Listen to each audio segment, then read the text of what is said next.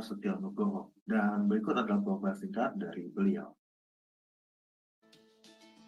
Saya dengan nama Setio Nugroho di kota Pahlawan, Surabaya pada tanggal 4 Agustus 1996. Riwayat pendidikan: Strata 1, Sarjana Teologi, Sekolah Tinggi Teologi Baptis Indonesia, Semarang. Strata 2, Magister Teologi STT Baptis Bandung. Strata 3, Doktor Teologi Institut Kristen Borneo. Hypnotherapist PhD. Superman. Behavior Character BBC.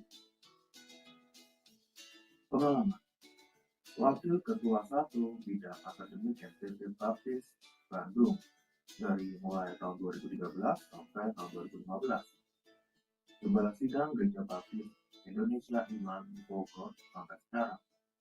Karya tulis: buku Khotbah Transformatif, Peran Roh Kudus dalam Khotbah yang Mengubah Hidup. Dari Zoom Sema Adonai terus menyuarakan pengajaran firman Tuhan yang membangun iman. Para narasumber pengajar di Zoom Sema Adonai sangat kompeten dan profesional.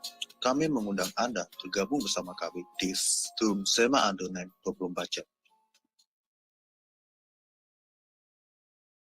Terima kasih Mas Agus Kurnia telah memperkenalkan dan menampilkan profil dari pembicara kita di malam ini, ya, Pastor Setio Nugroho.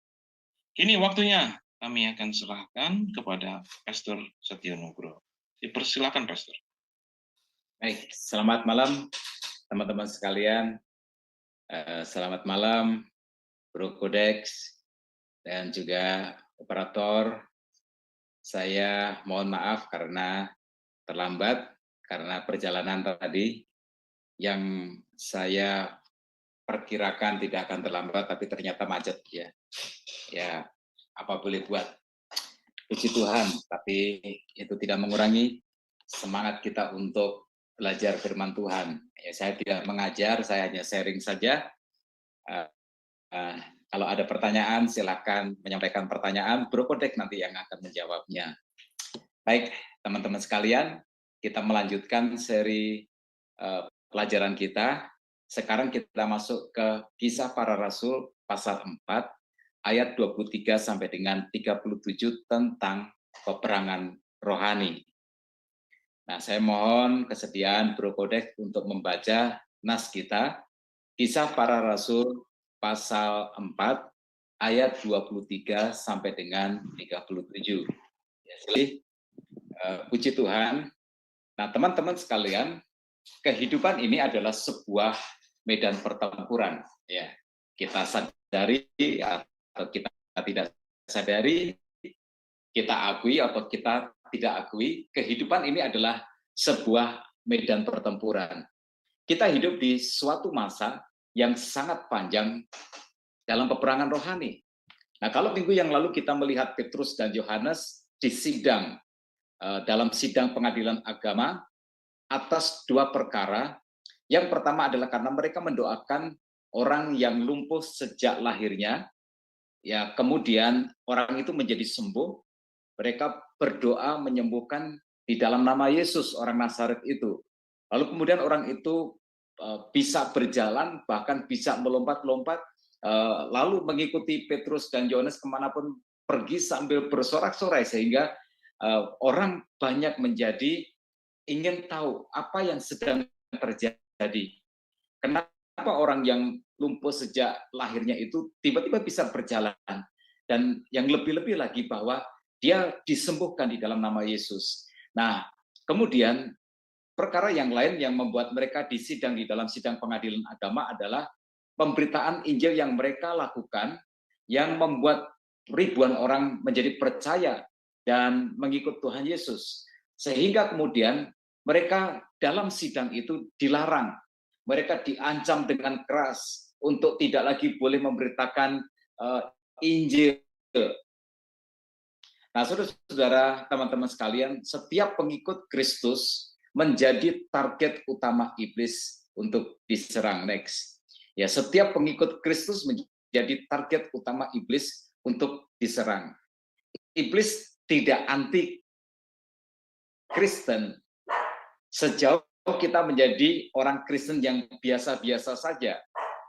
Iblis tidak anti Kristen sejauh Kristen kita tidak berdampak, yang tidak mengajak orang lain untuk percaya kepada Tuhan Yesus, yang tidak mengajak orang lain untuk setia kepada Tuhan. Nah, orang Kristen yang tidak peduli dengan kehendak Allah, dengan amanat agung, orang Kristen yang datang, duduk, diam, pulang, orang Kristen yang tidak menggetarkan hati iblis, yang tidak menakutkan iblis. Iblis tidak anti dengan kekristenan yang seperti itu. Tetapi ketika kekristenan itu bertumbuh, maka iblis menjadikan kita target utama untuk diserang. Nah, itu yang harus kita sadari, harus kita terima sebagai sebuah kebenaran. Dan jika itu terjadi, maka kita harus siap. Gejalanya kita bisa lihat. Gejalanya seperti yang tadi, ya, yang dibaca. Dan minggu yang lalu, Senin yang lalu, kita sudah sharingkan bersama. Gejalanya adalah masalah, ya, timbulnya masalah. Petrus dan Yohanes mulai mengalami masalah, mereka ditangkap, mereka dipenjara, mereka kemudian disidang, dan kemudian mereka dilarang untuk memberitakan Injil dengan ancaman. Nah, teman-teman sekalian, iblis bisa menyerang kita dengan cara apapun. Ya. Dia bisa menyerang kita dengan masalah di dalam pekerjaan, dia bisa menyerang kita dalam bisnis kita, bisnis yang semula bagus akhirnya menjadi goyah, atau mitra bisnis kita tiba-tiba prestasi, melanggar perjanjian kerjasama bisnis yang kita bikin, atau masalah di dalam keluarga, suami ataupun istri yang kemudian tiba-tiba bermasalah, atau anak yang bermasalah. Iblis menyerang kita dengan cara apapun. Ya, bisa itu berbentuk masalah keuangan yang seharusnya tidak terjadi masalah keuangan, tiba-tiba terjadi masalah keuangan. Nah, iblis bisa menyerang kita dengan cara apapun juga. Itu bisa juga kita punya teman yang tadinya baik, tiba-tiba kemudian memusuhi kita, mengoposisi kita. Kita punya bawahan yang harusnya selama ini bagus performance-nya sebagai orang yang bekerja di bawah kita, tiba-tiba bersikap oposisi terhadap kita. Nah, tujuannya adalah satu, kita menjadi tidak setia lagi kepada Tuhan, kita menjadi orang Kristen yang biasa-biasa saja, dan menjadi orang Kristen yang tidak berdampak. Nah, itu tujuan dari serangan iblis. Kita tidak dapat menghindari peperangan rohani. Ya, kita tidak dapat menghindari peperangan rohani. Nah, di dalam Kisah Para Rasul pasal 4 ayat 13 sampai dengan ayat yang ke-31 ini, melalui gereja mula-mula kita mendapatkan pelajaran tentang peperangan rohani. Nah, kita akan melihat sedikit, mengambil pelajaran sedikit dari pembacaan nas yang tadi yang Bro Kodex lakukan. Nah, yang pertama, dalam peperangan rohani, doa adalah merupakan senjata kita. Ya, dalam peperangan rohani, doa adalah senjata kita. Itu yang harus kita camkan, harus kita mengerti, harus kita amini, harus kita yakini bahwa doa adalah senjata kita. Dikatakan dalam ayat 23 sampai dengan 24, sesudah dilepaskan, pergilah Petrus dan Yohanes kepada teman-teman mereka, lalu mereka menceritakan segala sesuatu yang dikatakan imam-imam kepala dan tua-tua kepada mereka. Ketika teman-teman mereka mendengar hal itu, berserulah mereka bersama-sama kepada Allah. Katanya, ya Tuhan, Engkaulah yang menjadikan langit dan bumi, laut dan segala isinya. Petrus dan Yohanes membawa pelarangan memberitakan Injil itu dan ancaman untuk memberitakan Injil itu kepada Tuhan. Dia punya komunitas doa, dia punya teman-teman yang ketika ada masalah segera berlutut di hadapan Tuhan dan berdoa. Nah, itu artinya adalah bahwa doa menjadi senjata rohani mereka. Doa menjadi kekuatan mereka. Doa membuat mereka dan persoalan mereka berada di hadirat Allah. Next. Nah, jika kita memilih untuk berdoa, maka jangan membawa masalahmu kepada orang yang salah. Ya, nggak boleh kita sembarangan bercerita atau sharing tentang masalah. Ya. Sebab kalau kita bawa masalah kita kepada orang yang salah, bukan doa hasilnya, tapi bisa-bisa malah menjadi sebuah wahana atau komunitas untuk bergosip. Ya, sebab di dunia ini ada orang-orang yang sangat suka bergosip. Kalau dia nggak bergosip, rasanya badan gatal-gatal, lalu kemudian badan meriang, nggak nyaman, seperti itu. Sehingga dia harus bergosip. Kan ada orang yang seperti itu. Atau malahan kita diajak untuk membenci orang yang berbuat jahat kepada kita. Ya, nggak sedikit orang yang seperti itu. Ketika kita punya masalah, ketika kita dijahati oleh orang lain, lalu kemudian datang teman kita, maksudnya baik, lalu kemudian kita diajak untuk membenci orang ini. Ya. Tapi gereja mula-mula ini berdoa, ya, mereka berdoa. Puji Tuhan, karena mereka memiliki komunitas, kumpulan orang-orang, circle mereka adalah orang-orang yang berdoa. Berseru kepada Tuhan yang menjadikan langit dan bumi, laut dan segala isinya. Allah yang maha kuasa, Allah yang maha besar. Nah, ini kebenaran tentang doa. Jika kita berdoa kepada Allah yang maha kuasa, maka tidak ada masalah yang Tuhan tidak sanggup untuk mengatasinya. Jika kita berdoa kepada Allah yang maha besar, maka semua masalah besar kita itu kecil di hadapan Tuhan. Nah, teman-teman, jadi doa itu penting. Doa itu sangat memberkati kita. Doa itu merupakan senjata yang ampuh manakala kita menghadapi sebuah peperangan doa rohani. Doa itu mempersekutukan kita dengan Tuhan. Dan jika sekutu kita di dalam peperangan adalah Tuhan, setan mana yang bisa tetap berdiri di depan orang yang percaya, yang sekutunya adalah Tuhan. Halo. Itu sebabnya doa itu indah. Itu sebabnya doa itu merupakan senjata yang hebat yang dimiliki oleh orang percaya untuk menghadapi peperangan rohani kita. Sebab di dalam doa kita melibatkan Tuhan. Di dalam doa kita tidak sendirian berperang. Di dalam doa Tuhan ada bersama-sama dengan kita. Dan bila Tuhan ada bersama-sama dengan kita, mana bisa setan bisa tetap berdiri di hadapan orang percaya yang sekutunya adalah Tuhan. Oleh sebab itu jangan tidak berdoa. Ya, kalau punya masalah, ada peperangan rohani, jangan yang diutamakan itu kemudian mencari orang untuk bergosip. No, jangan lakukan itu. Berlutut. Kalau sharing kepada teman, miliki circle yang adalah orang-orang yang pendoa. Ya, diberkatilah orang yang circle-nya adalah circle pendoa.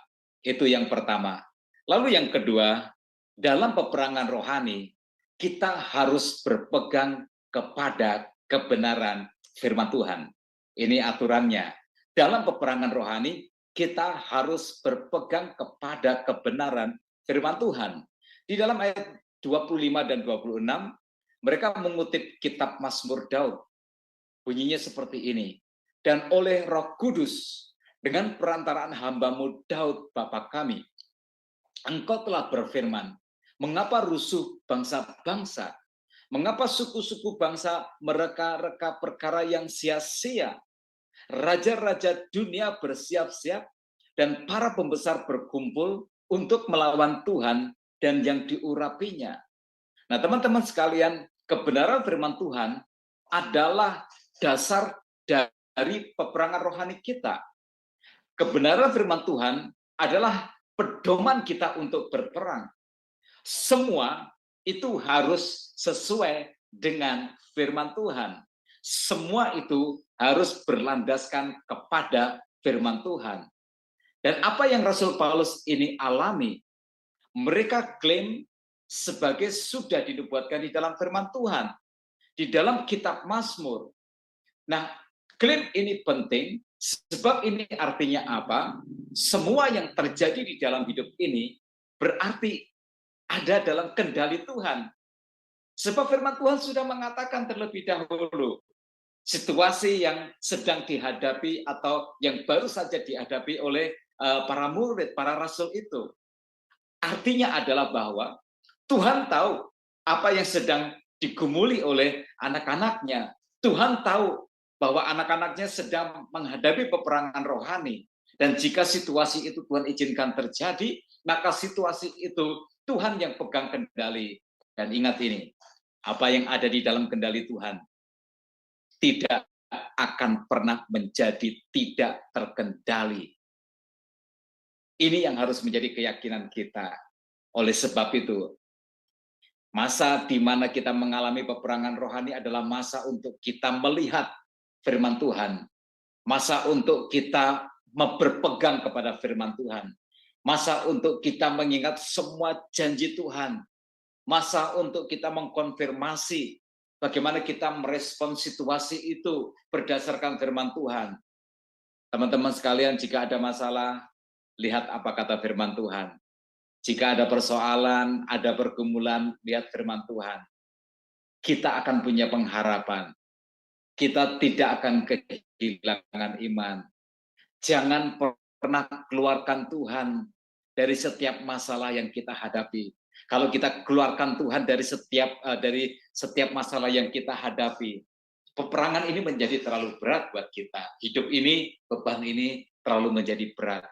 Kita bisa menjadi kelelahan secara rohani, kita bisa menjadi berputus asa, kita bisa menjadi kecewa, kita bisa menjadi pahit hati. Nah, teman-teman, di setiap masalah yang Tuhan izinkan, di situ ada Tuhan. Di setiap masalah yang Tuhan izinkan, di situ Tuhan hadir. Di setiap masalah yang Tuhan izinkan, di situ Tuhan yang sejatinya turut mengendalikan. Di mana iblis menyerang, Tuhan juga ada di situ untuk mengendalikan keadaan. Dan jangan terlalu banyak membicarakan setan, jangan terlalu banyak membicarakan iblis, jangan terlalu banyak membicarakan masalah. Dalam peperangan rohani, banyak-banyaklah kita untuk berbicara firman Tuhan, mengingat firman Tuhan, merenungkan kebenaran firman Tuhan, sampai kita meyakini kebenaran firman Tuhan itu. Di situ kita memiliki kekuatan untuk menghadapi peperangan rohani. Coba lihat di dalam ayat yang ke-29 sampai dengan 31 dikatakan, dan sekarang ya Tuhan, lihatlah bagaimana mereka mengancam kami, dan berikanlah kepada hamba-hambamu ini keberanian untuk memberitakan firman-Mu.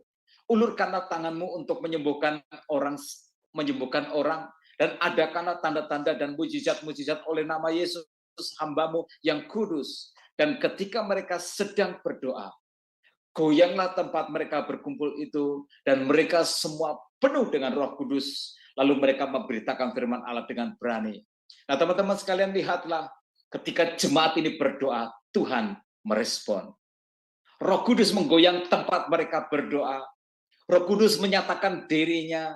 Roh Kudus menyatakan kehadirannya. Roh Kudus menyatakan kuasanya. Sebuah pesan yang berarti bahwa para rasul ini, para murid-murid ini tidak usah takut. Engkau disertai Tuhan yang Maha Kuasa. Semua ada di dalam kendali Tuhan. Nah, teman-teman sekalian, berpegang kepada firman Tuhan akan membuat kita yakin akan campur tangan Tuhan. Yang sangat bagus adalah apa yang para rasul ini doakan. Di dalam ayat yang ke-29 dikatakan, dan sekarang ya Tuhan, lihatlah bagaimana mereka mengancam kami, dan berikanlah kepada hamba-hambamu ini keberanian untuk memberitakan firman-Mu. Umat percaya ini pada saat menghadapi ancaman, Mereka mengalami sebuah pergumulan peperangan rohani. Yang mereka doakan adalah minta keberanian untuk memberitakan Injil. Mereka tidak minta yang lain. Tetapi yang mereka minta adalah supaya mereka berani untuk terus-menerus memberitakan Injil. Dan di ayat yang ke-20 mereka berdoa seperti ini. Ulurkanlah tanganmu untuk menyembuhkan orang, dan adakanlah tanda-tanda dan mujizat-mujizat oleh nama Yesus hamba-Mu yang kudus. Itu artinya apa? Itu artinya, Tuhan, tolonglah aku melakukan apa yang menjadi bagianku, memberitakan Injil, dan Engkau melakukan bagianmu, menyembuhkan orang sakit. Teman-teman, doa yang didasarkan kepada firman Tuhan bukanlah doa yang egois. Kadang-kadang saya pernah mendengar ketika ada sebuah konflik yang keras, ketika ada peperangan rohani, pasti ada orang Kristen yang mendoakan supaya musuhnya itu celaka, supaya dia sakit perut, perutnya kembung, perutnya mules-mules. Tegurlah dia Tuhan, tegurlah dia Tuhan. Ya, doa yang seperti ini tentu doa yang tidak dilandaskan kepada firman Tuhan. Doa yang egois, doa yang hanya ingin menjadikan doa sebagai sebuah pelampiasan dendam yang menginginkan orang lain celaka sebagai bukti bahwa orang lain salah, tetapi saya yang benar. Nah, doa yang didasarkan firman Tuhan bukan doa untuk keselamatan diri atau untuk kemegahan diri, tetapi doa supaya kehendak dan rencana Tuhan yang terjadi. Nah, pertanyaannya tentu saja, apakah ini doa kita supaya kehendak dan rencana Tuhan yang terjadi? Lalu kemudian yang ketiga, dalam peperangan rohani, kemenangan terjadi pada saat apa? Apakah saat Tuhan mengangkat masalah kita? Apakah ketika Tuhan mengubah keadaan itu? Dalam peperangan rohani, pasti akan keluar satu pemenang. Nah, ukuran dari kemenangan itu apa? Teman-teman, kemenangan terjadi ketika kita tetap bisa mempertahankan kualitas hidup kita sebagai orang percaya. Kemenangan itu terjadi ketika kita tidak goyah iman kita. Kita tetap bisa mempertahankan kualitas iman kita, kualitas kehidupan kita sebagai orang yang percaya. Kalau kita melihat ayat 32 sampai dengan ayat 37, digambarkan kehidupan jemaat mula-mula ini setelah mereka menghadapi ancaman dan berdoa. Kalau kita membaca ayat itu, tadi Bro Kodek membacanya nggak sampai ayat 37 karena saya minta untuk berhenti, karena kita familiar dengan ayat itu. Saya berasumsi kita semua sudah mengetahui cara kehidupan jemaat yang mula-mula. Mereka sehati sejiwa, mereka bukan hanya anggota gereja saja, tetapi mereka sudah menjadi keluarga rohani. Kenapa saya berkata seperti itu? Ada ukurannya. Dikatakan sebab apa yang menjadi kepunyaan mereka, menjadi kepunyaan bersama. Itu seperti sebuah keluarga. Jadi ketika mereka melihat si Anto itu bukan anggota gerejaku, tetapi keluarga rohaniku. Ketika mereka melihat Suminah, mereka tidak berkata Suminah itu anggota gerejaku, enggak. Mereka akan berkata Suminah itu juga keluarga rohaniku. Dan apa yang menjadi kesusahan mereka juga menjadi kesusahanku. Maka apa yang aku punya juga mereka memilikinya. Jadi sebuah kualitas kegerejaan yang saya nggak tahu Ada nggak gereja yang seperti itu sekarang ini? Itu sebabnya di gereja yang saya layani, saya selalu ingatkan bahwa kita itu adalah keluarga rohani. Susahnya, keluarga rohani kita adalah susahnya kita semua. Kalau mereka tertawa, kita tertawa. Kalau mereka menangis, kita menangis. Nggak ada sekat-sekat. Nggak ada, oh saya ada di level yang tinggi, kamu di level yang bawah. Kita nggak, kamu bukan circle saya. Ya nggak seperti itu. Ya. Nah, gambaran ini sama dengan gambaran yang dijelaskan di dalam pasal 2 ayat 41 sampai dengan 47 tentang cara hidup jemaat yang pertama. Mereka tidak berubah menjadi kendor. Kalau kita merujuk tentang gambaran jemaat mula-mula cara hidup mereka di pasal 2 ayat 41 sampai dengan 47, lalu kemudian tiba-tiba menghadapi tantangan, tiba-tiba diancam, nggak boleh untuk mengekspresikan, memberitakan iman mereka. Kemudian di pasal 4 ayat 32 sampai dengan 37, gambaran itu tidak berubah. Ya, mereka tidak berubah menjadi kendor. Mereka tidak lalu kemudian menjadi jarang bergereja sebab mereka diancam. Mereka kemudian tidak menjadi, mereka lalu tidak kehilangan kekompakan mereka. Pendapatnya lalu kemudian menjadi berbeda-beda. Ibadahnya lalu menjadi sebulan sekali. Dan mereka mulai jarang bersaksi. Tidak seperti itu. Nah, teman-teman sekalian, jika kita masih tetap setia kepada Tuhan dan cinta Tuhan, jika kita masih tetap semangat melayani Tuhan, walau di tengah-tengah kesulitan, walau kita menghadapi tantangan, ujian, ataupun cobaan, itu namanya kita sudah memenangkan peperangan rohani kita. Saya ulangi sekali lagi, di tengah segala badai masalah persoalan, di tengah ancaman, di tengah-tengah permusuhan yang diberikan orang kepada kita, di tengah-tengah situasi yang sulit, jika kita masih tetap cinta Tuhan, jika kita masih tetap setia kepada Tuhan, jika kita masih tetap semangat untuk melayani Tuhan, walau di tengah-tengah kesulitan, itu namanya kita sudah memenangkan peperangan kita.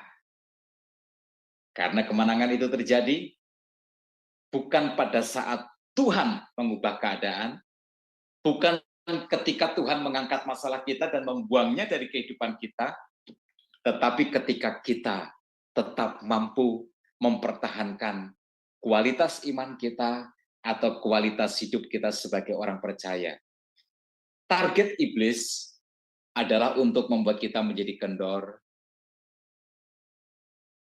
menjadi orang Kristen yang gagal, yang tidak berhasil. Tetapi lihatlah, bahkan jemaat mula-mula ini tetap giat untuk menjadi saksi Tuhan. Nah, kita sekarang ada di peperangan rohani akhir zaman.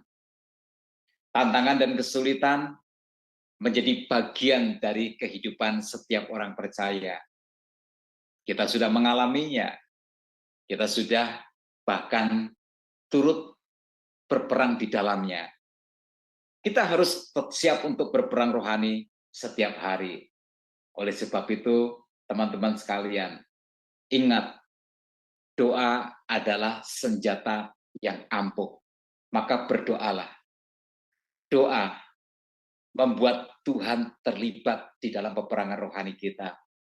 Dan bila Tuhan menjadi sekutu kita di dalam peperangan itu, mana bisa setan iblis tetap berdiri di depan kita untuk menyerang kita, sementara Tuhan ada bersama-sama dengan kita, di pihak kita.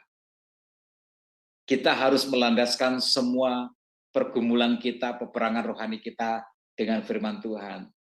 Selalu untuk melihat firman Tuhan, selalu untuk melihat janji Tuhan, selalu mengkonfirmasi situasi-situasi yang sedang terjadi ataupun respon yang akan kita berikan di dalam situasi-situasi yang sulit. Ingat bahwa firman Tuhan telah terlebih dahulu mengingatkan kita, memberitakan kita bahwa di akhir zaman ini akan ada masa-masa yang sulit. Manusia saling membenci satu dengan yang lainnya, saling berkhianat, ada keadaan-keadaan yang sulit. Tetapi firman Tuhan juga menjadi kekuatan bagi kita. Bila kita tetap setia berpegang kepada firman Tuhan, maka Tuhan tidak akan pernah meninggalkan kita di dalam peperangan itu. Dan teman-teman sekalian, tetaplah setia kepada Tuhan. Karena target iblis dalam peperangan rohani membuat kita menjadi lemah, membuat kita menjadi meninggalkan Tuhan, membuat kita tidak lagi mengikut Tuhan, membuat kita menjadi kendor, membuat kita lalu melupakan itu semua, menjadi duniawi sekarang. Tetapi ingat, bila kita masih tetap setia kepada Tuhan, bila kita masih tetap cinta kepada Tuhan, bila kita tidak pernah kendor undur di dalam melayani Tuhan, bila kita tetap mempertahankan iman kita, itu ukuran kemenangan di dalam peperangan rohani kita. Kiranya Tuhan memberkati kita semua. Saya kembalikan, iblis sangat ingin untuk menjatuhkan orang percaya. Ya, kita terpaksa harus merujuk kepada kisah kejatuhan iblis, ya. Iblis adalah singkatnya adalah malaikat Tuhan yang memberontak kepada Tuhan, ingin mengambil posisinya Tuhan, sehingga akhirnya kemudian dia dibuang jatuh. Ya, dia jatuh ke dalam dosa dan tidak mendapat pengampunan dari Tuhan. Ya. Lalu setelahnya Tuhan menciptakan manusia segambar dan serupa dengan Tuhan. Lalu iblis menjatuhkan manusia melalui Adam dan Hawa itu sehingga manusia jatuh ke dalam dosa. Tetapi respon Tuhan terhadap manusia berbeda dengan iblis. Kalau iblis tidak mendapatkan pengampunan, manusia mendapatkan kesempatan untuk diselamatkan. Tuhan mengutus juru selamat yang menebus atau membayar hukuman dosa manusia. Ya. Nah, ada banyak hal yang di dalam diri iblis yang membuat dia bersemangat untuk menjatuhkan manusia kembali, supaya nggak ada seorang pun kalau bisa di dunia ini yang diselamatkan, ya, yang diselamatkan.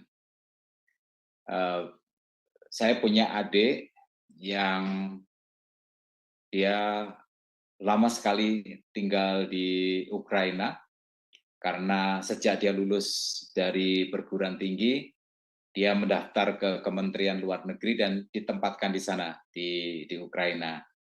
Nah, kemudian tanpa dia memberitahu, dia hijrah ke menjadi penganut gereja Ortodoks, ya, Ortodoksnya Ukraina atau Rusia, gitu.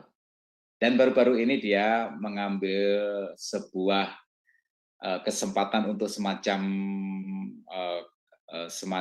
apa ya namanya, kegiatan khusus di mana itu semacam retreat begitu untuk mengasingkan diri dan belajar secara khusus.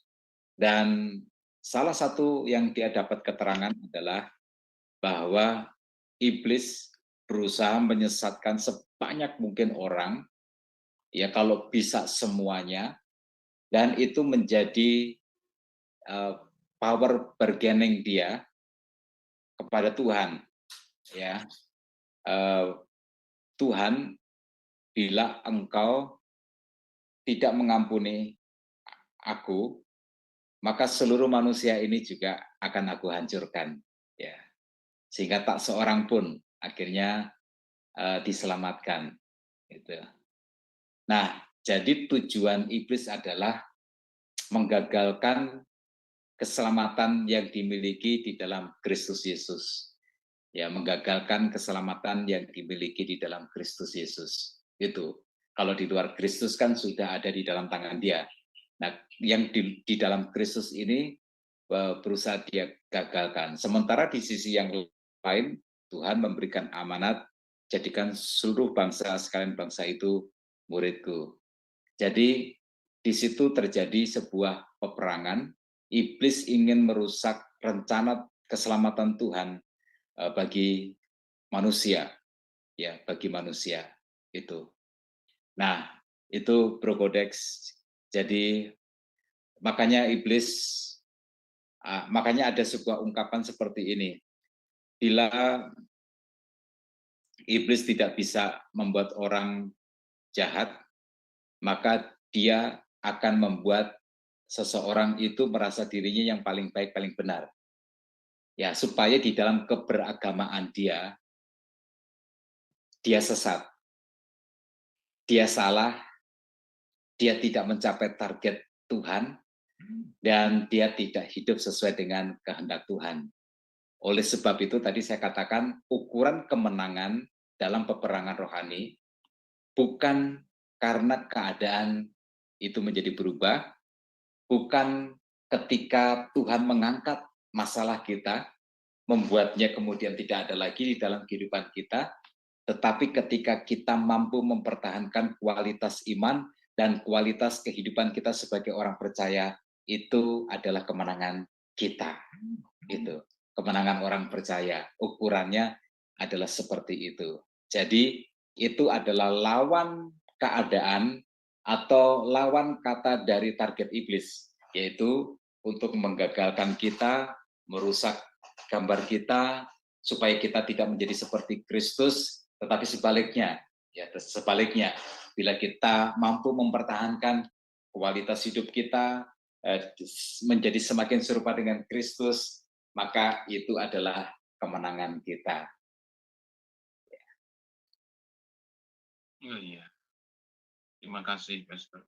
Saya tadi sambil ini ya, mengingat-ingat, emang gimana caranya iblis itu bisa menggagalkan, caranya yang dalam hal apa nih, Pastor?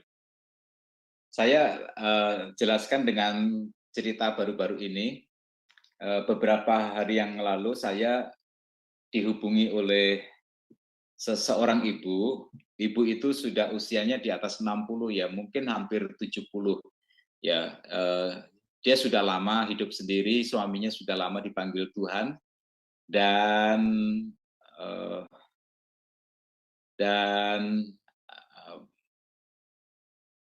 dia menceritakan sebuah pengalaman yang nggak enak sekali, yaitu begini.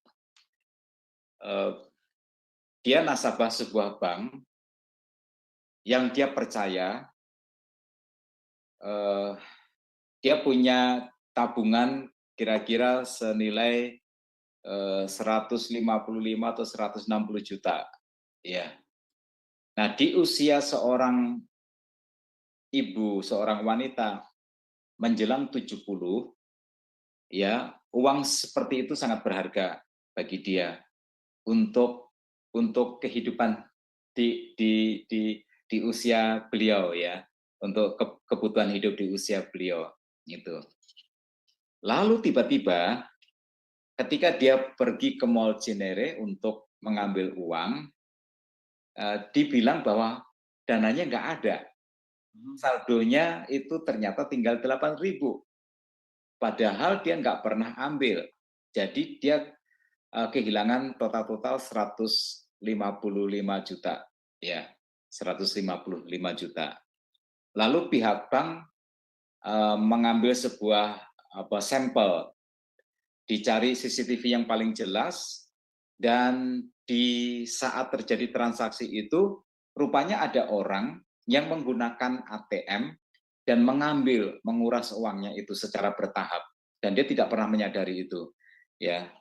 Padahal ATM asli dia tuh dia pegang dan dia nggak pernah memberitahu orang lain tentang itunya, apa namanya, passwordnya, PIN-nya, nomor PIN-nya itu. Nah, ketika hilang, itu dia lemes, dia kaget, dan dia bertanya ke saya, "Pendeta, di mana malaikat pelindung saya ketika itu terjadi?" Kenapa malaikat pelindungnya nggak bekerja? Kenapa proteksi Tuhan tidak bekerja? Kenapa Tuhan membiarkan uang saya hilang? Ini ingat ya, konteksnya adalah seorang ibu yang menjelang 70 tahun usianya, ya. Ya.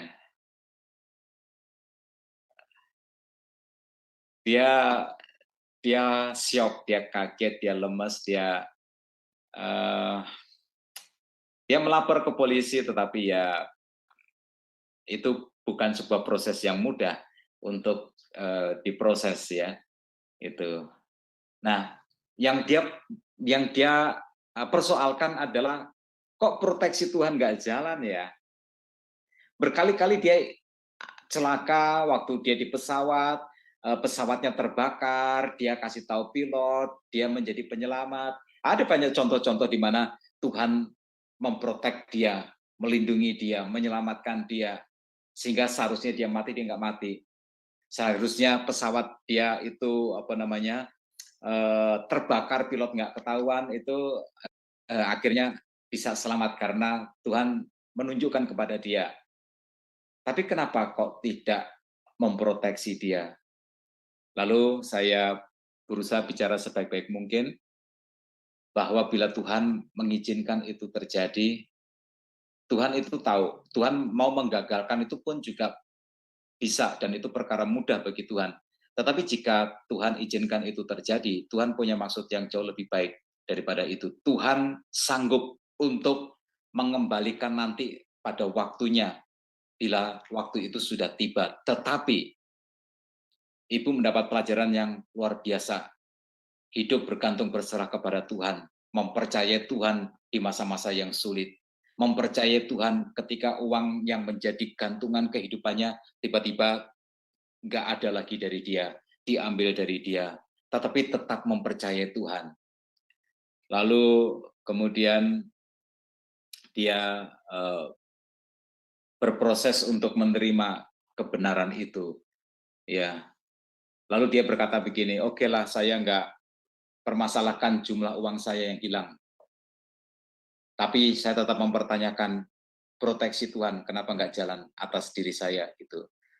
Lalu saya ceritakan tentang Tuhan pasti punya rencana ke depan yang lebih indah.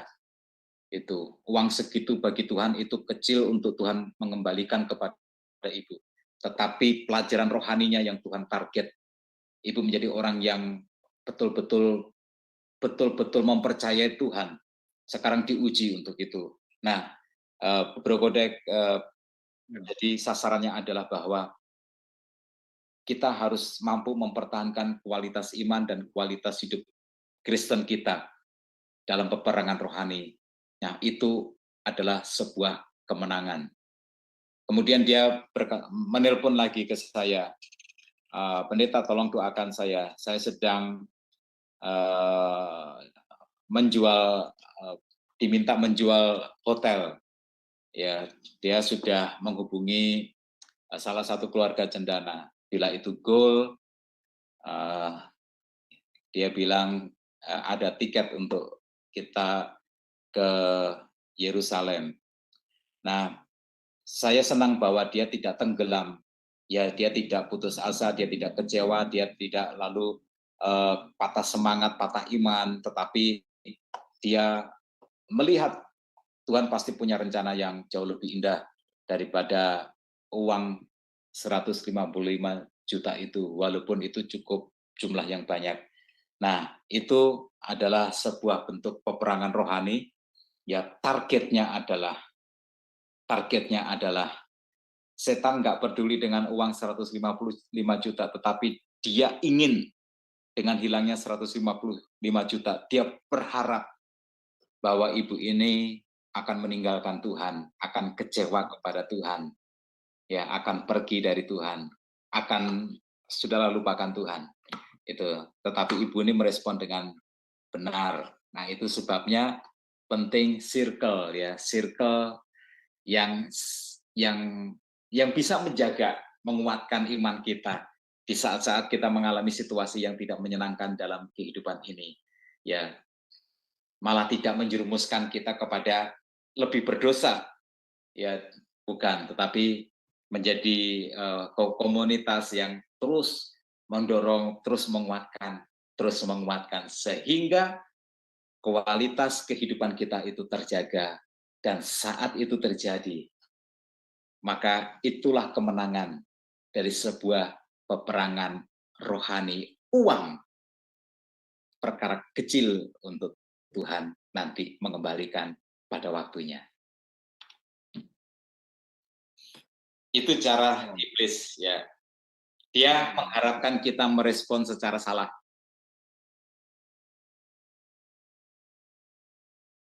Iya. Itu contohnya ya. Terima kasih, Pastor. Saya pikir tadi Lea apa?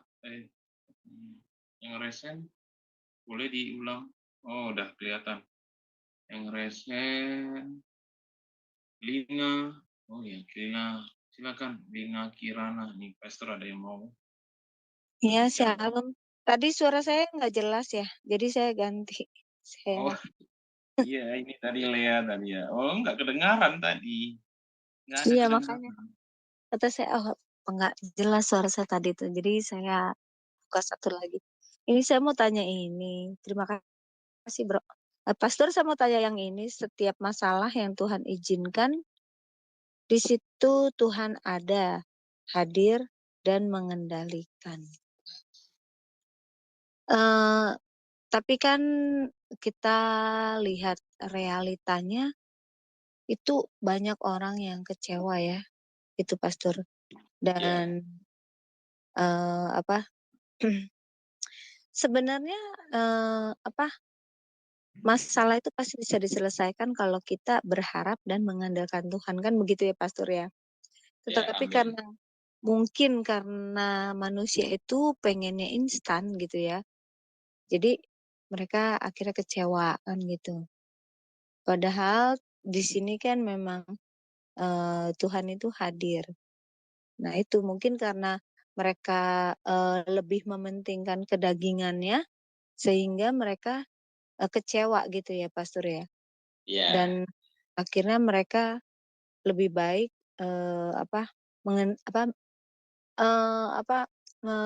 maksudnya mengandalkan diri sendiri gitu ya Pastor ya. Karena dia sudah kecewa dengan Tuhan, akhirnya mengandalkan diri sendiri. Dan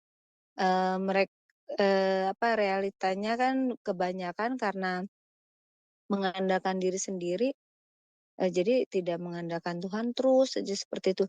Di saat jatuh gitu kan, nah itu yang disalahkan Tuhan lagi kan begitu ya. Karena jujur aja Pastor, saya juga pernah mengalami seperti itu ya. Jadi saya itu di saat saya lagi terpuruk itu saya tidak mengandalkan Tuhan, kan gitu. Saya mengandalkan diri sendiri karena saya pernah kecewa gitu ya, dengan Tuhan. Saya jujur saya pernah kecewa, jadi saya mengandalkan diri sendiri gitu kan. Nah, memang benar ini Pastor, Tuhan itu hadir gitu ya, dan Tuhan itu mau kita itu mengandalkannya. Nah, saya itu nggak, mungkin karena saya itu kurang memahami Alkitab gitu ya, baca ya baca, tetapi kan belum maksudnya tidak memahami banget gitu. Karena saya tidak ada yang membimbing juga waktu itu kan. Nah itu saya mengandalkan diri sendiri, dan saya sering bukan menyalahkan Tuhan, tetapi saya menyalahkan diri sendiri dan orang-orang di sekitar saya. Nah itu. Jadi artinya memang masalah itu ada, dan Tuhan itu pasti ada di sekeliling kita kan gitu ya. Tuhan yang mengendalikan. Kalau dipikir ya, ini ya Pastor ya, orang kecewa itu ya karena kedagingannya lebih kuat kan gitu. Nah, saya mau tanyanya yang gini Pastor, kalau misalkan peperangan rohani di dalam gereja gitu, misalkan biasa kan di sini tuh ada ditugaskan untuk keliling ke mana, ke jalan-jalan gitu ya sambil berdoa gitu. Nah itu tuh, di saat kita mau keliling itu peperangan rohani ya, itu apakah kita, didoakan dulu yang mau melakukan itu didoakan dulu, sama pendeta atau, nggak perlu gitu? Itu bagaimana itu, Pastor? Nah, itu saya mau tanya itu. Terima kasih. Ya, baik, baik, baik. Eh, ini berarti doa keliling, ya. Berarti menjadi pasukan garis depan yang terjun langsung ke arena untuk berperang secara rohani atas atmosfer yang dikendalikan oleh kuasa kegelapan. Sehingga itu mempengaruhi perilaku orang-orang yang ada di area itu.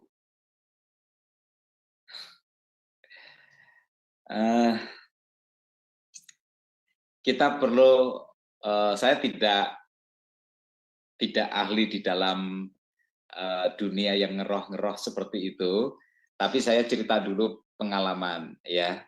Saya cerita dulu pengalaman.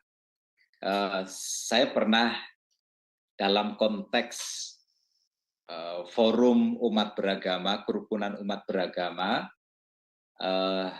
Saya Kristen, hamba Tuhan, lalu yang lainnya Muslim, kemudian ada juga yang agamanya Buddha, ya beberapa lah gitu. Itu masuk ke sebuah wihara yang memang tidak terlalu jauh dari gereja yang di mana saya bergereja. Nah, wihara itu cukup terkenal, terutama di hari-hari raya tertentu diadakan atraksi-atraksi yang supranatural, ya. Seperti misalkan lidah dipotong, terus dipakai buat nulis darahnya, lalu nyambung kembali dan macam-macam lah, begitu. Nah, kemudian di situ ada kayak semacam guide atau juru kunci yang menjelaskan area per area, lalu tiba-tiba dia memberitahu bahwa ada tokoh penguasa setempat yang kuburannya tidak jauh dari situ, dan bila bapak-bapak bisa melihat, dia itu tinggi sekali, sebegitu tingginya sehingga tembok yang mengelilingi wihara itu cuma dilangkai dengan kakinya dia saja. Betapa dia itu tinggi sekali begitu. Dan dia menggambarkan sosok itu begitu hebat, powerful, penuh kuasa dan macam-macam lah seperti itu. Dan dia memberitahu bahwa tokoh tersebut hadir gitu. Dia sebutkan namanya, saya nggak usah sebutkan namanya, dia sebutkan namanya. Nah, lalu saya diam-diam itu berdoa dalam nama Tuhan Yesus. Saya sebutkan nama yang disebutkan orang itu. Saya berdoa dalam nama Yesus, saya ikat dengan kuasa dalam nama Yesus roh kegelapan ini atau tokoh ini gitu. Nah, tiba-tiba orang tersebut diam beberapa saat. Lalu kemudian setelah itu dia bicara. Tokoh itu marah sebab dia membicarakan dia. Dan dia diperintahkan untuk stop diam. Lalu mengeluarkan sebuah semacam ancaman. Jika tidak mau dicubit, jangan mencubit. Jadi rupanya pada saat itu terjadi peperangan rohani. Nah, terus terang, kunjungan atau anjang sana ke tempat itu di luar rencana, ya, sebuah peristiwa spontanitas sehingga tidak ada persiapan tentang berdoa terlebih dahulu dan lain sebagainya, begitu. Nah, sempat ada sebuah pertanyaan atau pikiran yang melintas di pikiran saya. Ketahuan nggak saya yang berdoa seperti itu, yang berperang seperti itu dengan dia? Ketahuan nggak bahwa itu saya gitu? Orangnya mencari-cari, ya, juru kuncinya mencari-cari gitu, memperingatkan gitu. Saya mengambil kesimpulan bahwa dia tidak tahu. Dia tidak tahu. Gitu. Dengan kata lain, Tuhan melindungi saya. Walaupun peristiwa itu adalah spontanitas, masuk ke wihara itu adalah spontanitas. Nah, begini. Yang pertama, kita ambil pelajarannya. Alangkah baiknya apabila sebelum kita berangkat, kita didoakan agar dilindungi, ya, dilindungi oleh kuasa Tuhan. Sebab orang yang melakukan doa keliling menjadi pasukan garis depan untuk dia berhadapan-hadapan langsung dan berperang langsung dengan penguasa yang ada di area itu. Itu jauh lebih baik. Namun bila tidak ada pendeta, tetap pendoa itu berdoa untuk proteksi dari Tuhan, perlindungan dari Tuhan. Ya, itu. Tetapi di atas segala-galanya adalah iman. Iman bahwa Tuhan senantiasa menyertai kita. Iman bahwa Tuhan tidak pernah meninggalkan kita. Iman bahwa Tuhan menyertai kita senantiasa sampai kepada akhir zaman. Ingat, Tuhan berkata, aku sekali-kali tidak pernah membiarkan kamu, dan aku sekali-kali tidak pernah meninggalkan kamu. Ingat bahwa tubuh kita ini adalah bait Roh Kudus. Ingat bahwa firman Tuhan berkata bahwa roh yang ada pada kita jauh lebih besar daripada segala roh yang ada di dalam dunia ini. Itu. Mainnya dari mana setan? Mainnya dari sugesti. Dia mensugesti pikiran kita. Dia mensugesti hati kita. Seakan-akan dia powerful. Sehingga kita menjadi goyah. Dalam goyah itu kemudian menjadi pintu untuk dia masuk. Yang saya bilang masuk itu bukan roh kegelapan itu masuk. Tetapi sugesti dia berhasil masuk ke dalam hati dan pikiran kita, menggoyahkan kita. Nah, jadi yang terpenting adalah iman, ya, bahwa kita perlu didoakan itu adalah kerendahan hati kita, bahwa kita memohonkan perlindungan Tuhan, bahwa kita sendiri tidak punya kuasa, bahwa semua kuasa itu datangnya dari Tuhan. Nah, ekspresi kerendahan hati itu ditunjukkan dengan kebutuhan kita untuk didoakan, dilindungi, ditutup bungkus dengan kuasa darah Yesus sebelum kita melangkah, melakukan doa keliling itu. Jadi itu saya lebih senang berkaitannya dengan kerendahan hati, sebab kesombongan, merasa diri hebat, mampu, bisa berjalan sendiri, itu sangat berbahaya, sangat disukai oleh setan, ya, sangat disukai oleh iblis.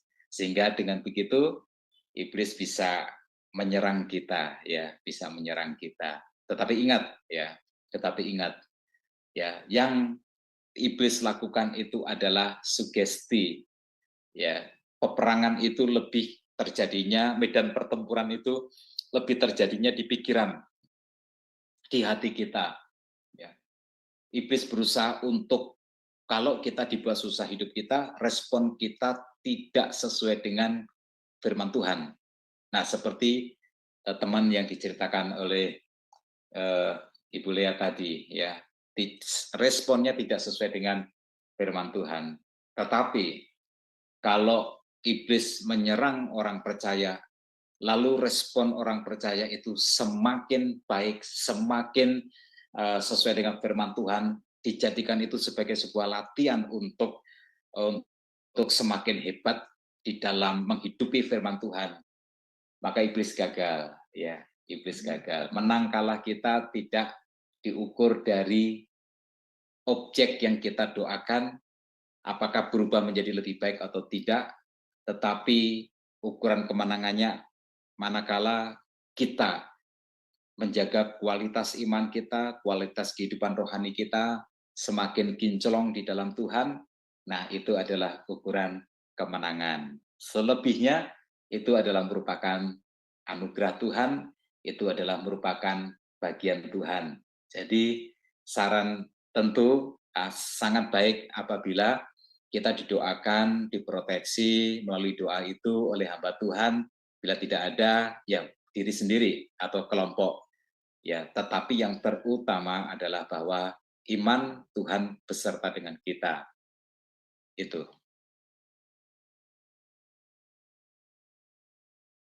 Oke. Apakah gimana jawabannya, Sis Lina? Gimana, Sis? Jawabannya sudah cukup? Jadi artinya Atau masih gini ya, lagi? Pastor. Jadi artinya gini ya, Pastor. Iman ya, salah satunya iman. Nah, karena saya ya jujur aja sih, Pastor, kalau di sini kan memang tidak didoakan dulu, tetapi setelah kita berdoa bersama, baru kita keliling kan gitu. Ya. Nah, berarti ya itu salah satu juga ya, karena kita imani kan gitu. Nah, kalau yang itu ya Pastor, kalau misalkan yang kecewa-kecewa itu berarti mereka nggak percaya bahwa Allah itu, Tuhan itu hadir ya dan mengendalikan hidup kita. Karena mereka kan kecewa kan gitu ya. Karena Betul. saya ada banyak sih teman-teman saya kecewa dengan manusia dan akhirnya mereka nggak pergi ke gereja juga enggak, tetapi dia percaya bahwa agama dia itu ya Kristen dan dia percaya dengan Tuhan gitu. Nah itu yang terkadang saya melihat teman seperti itu sebenarnya sedih ya Pastor. Tapi saya pernah mengingatkan dan mereka nggak ada respon. Jadi ya karena saya juga nggak mau terlalu ikut campur ya kalau dalam hal seperti itu, karena itu kan urusan dia dengan Tuhan kan begitu ya Pastor ya. Ya. Cuman kasihan aja ya, tetap mendoakan itu pasti gitu. Dan itu kalau udah seperti itu kembali lagi ke diri mereka dengan Tuhan gitu ya Pastor ya. Artinya Ya. seperti itu Pastor ya. Ya, makanya sebenarnya yang dibangun itu adalah konsep berpikir, ya. Konsep berpikir. Konsep berpikir kita itu harus berlandaskan firman Tuhan. Ya, makanya pertobatan itu dalam bahasa Yunaninya itu metanoia. Metanoia itu sebenarnya artinya adalah pikiran yang berubah. Ya, jadi sasarannya adalah sebenarnya konsep berpikir, pola pikir, nilai-nilai kehidupan itu berubah sesuai dengan firman Tuhan. Nah, kalau itu berubah sesuai dengan firman Tuhan, pemikiran kita nggak akan kecewa atas hal-hal buruk yang Tuhan izinkan terjadi dalam kehidupan kita. Alkitab cukup banyak untuk menunjukkan kepada kita bahwa tokoh-tokoh Alkitab itu mengalami hal-hal buruk dalam kehidupan mereka, tetapi di ujung dari pergumulan mereka itu, Tuhan memberikan kepada mereka rencana terbaiknya.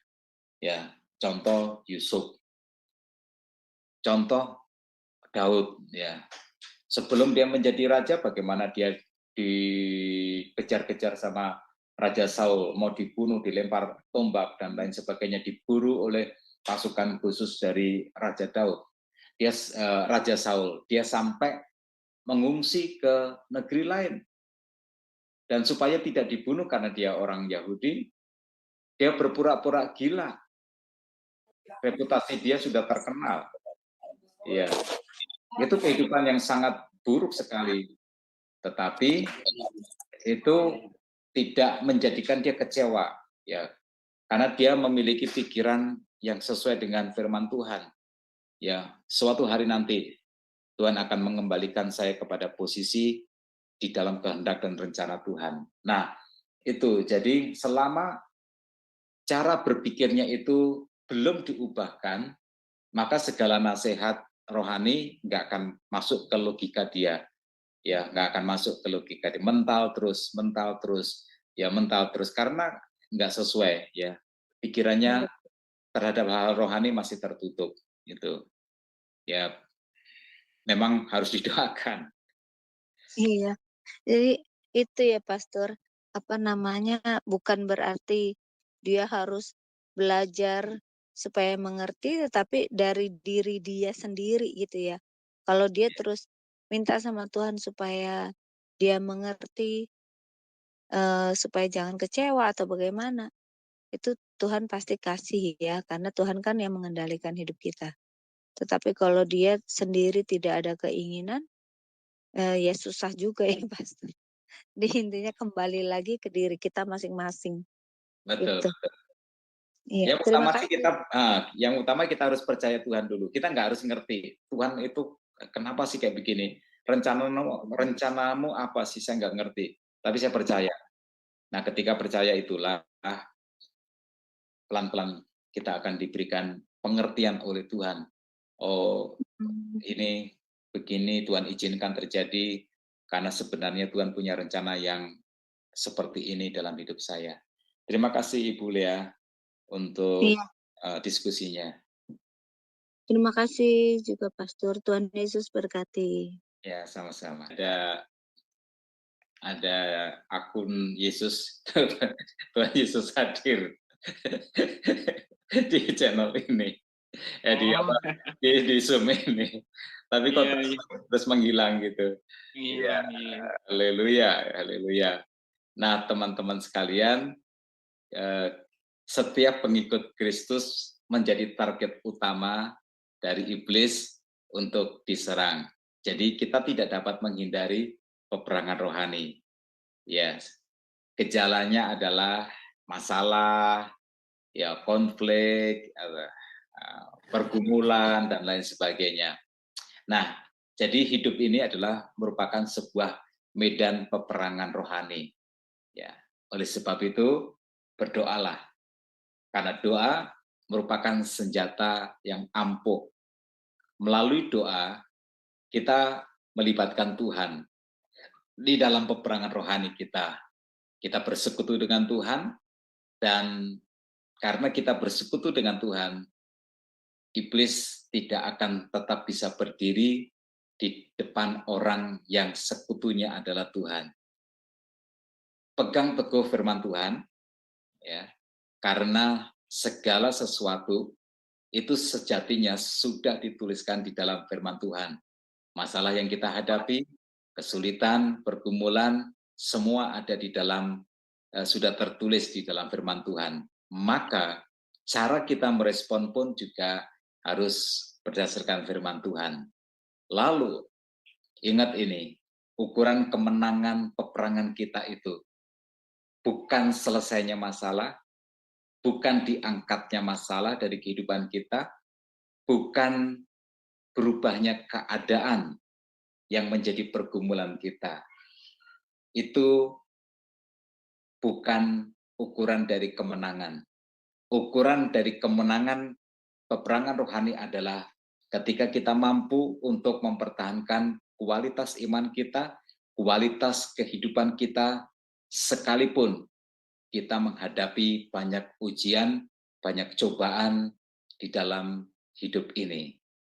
Semua keadaan yang berubah menjadi baik itu merupakan anugerah Tuhan, bonus, hadiah, tetapi yang utama adalah kita semakin menjadi serupa dengan Kristus.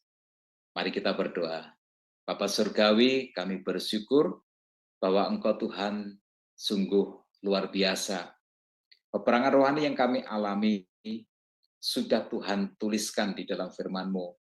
Dan kami juga bersyukur oleh karena cara kami merespon, cara kami menghadapinya pun sudah Tuhan tuliskan di dalam firman-Mu.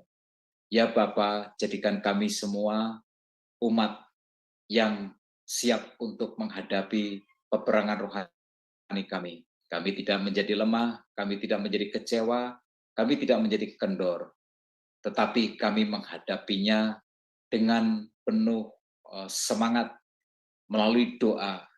Biarlah kami menjadi orang-orang yang berdoa, karena doa mempersekutukan kami dengan Tuhan, karena doa membuat Tuhan ada di pihak kami untuk kami menghadapi peperangan rohani kami.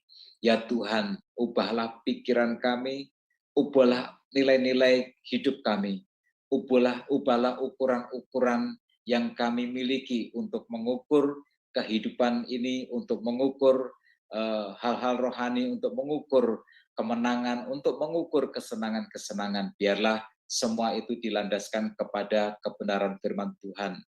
Karena firman Tuhan menjadi senjata yang luar biasa, yang membuat kami akan sanggup untuk teguh kuat berdiri menghadapi peperangan rohani kami.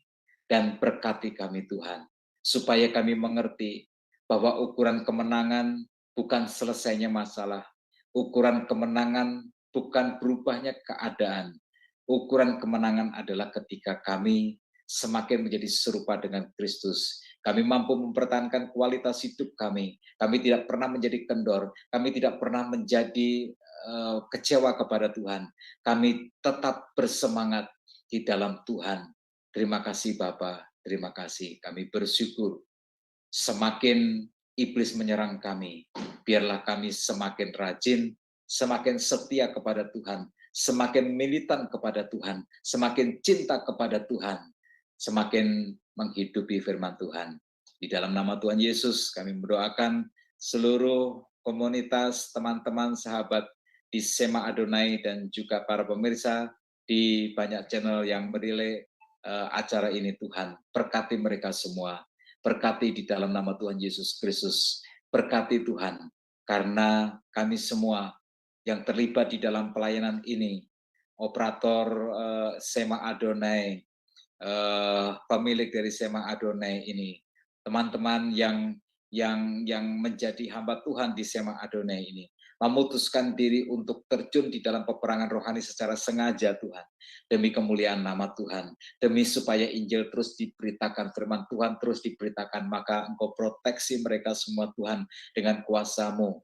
Terima kasih Tuhan, dan biarlah mereka senantiasa berkemenangan di dalam Tuhan. Di dalam nama Tuhan kami Yesus Kristus, kami bersyukur. Haleluya. Amin.